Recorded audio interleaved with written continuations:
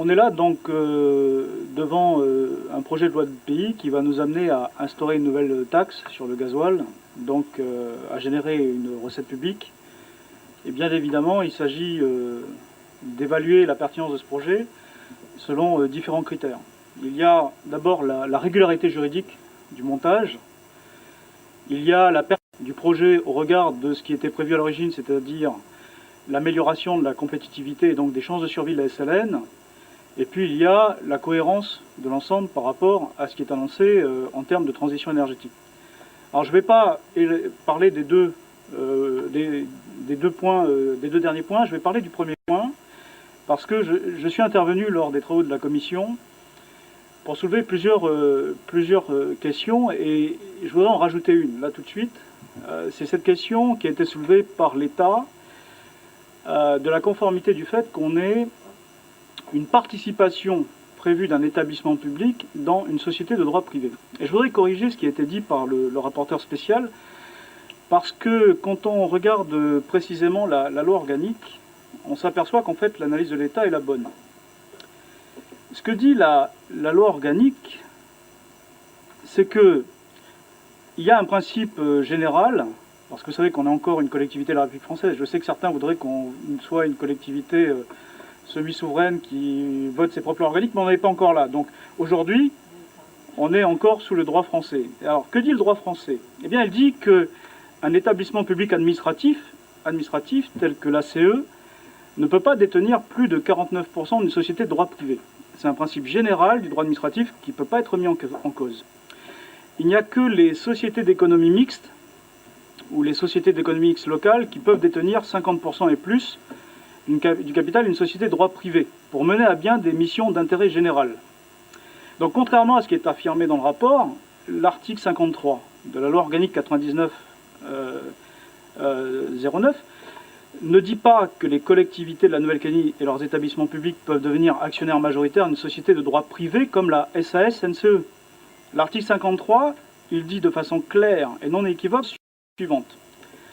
Les collectivités de Nouvelle-Calédonie et leurs établissements publics peuvent créer des sociétés d'économie mixte pour s'associer à des personnes morales de droit privé pour réaliser des opérations industrielles et commerciales servant l'intérêt général. C'est le 53.1. Société d'économie mixte, ce n'est pas des SAS, hein. C'est pas la même chose.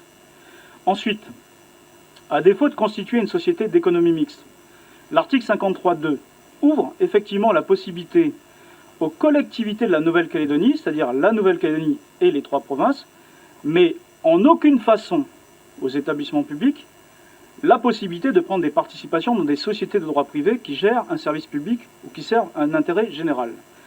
Donc en fait, l'article 53.2, qui est mentionné dans le rapport, il ne confère absolument pas le droit à un établissement public administratif tel que l'ACE, l'Agence calédonienne de l'énergie, de devenir actionnaire majoritaire de la SAS-NCE.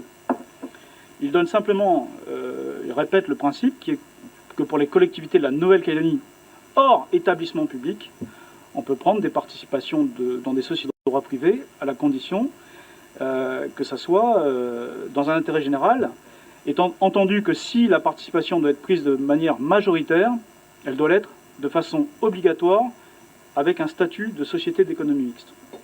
La loi organique, elle ne déroge pas aux principes généraux du droit.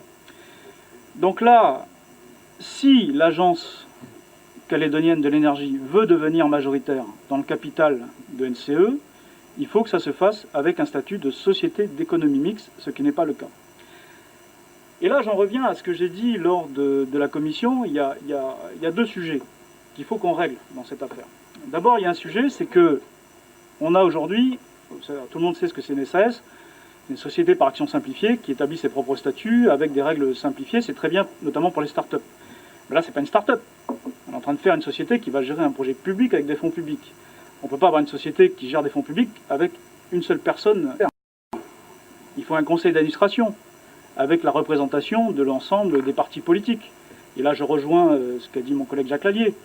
À partir du moment où on nous demande à nous de voter une taxe, de générer de la recette publique, il faut bien qu'on ait un droit de regard, de contrôle sur la façon dont cet argent est utilisé. C'est ce qu'on fait partout ailleurs. Et bien là, ce n'est pas le cas.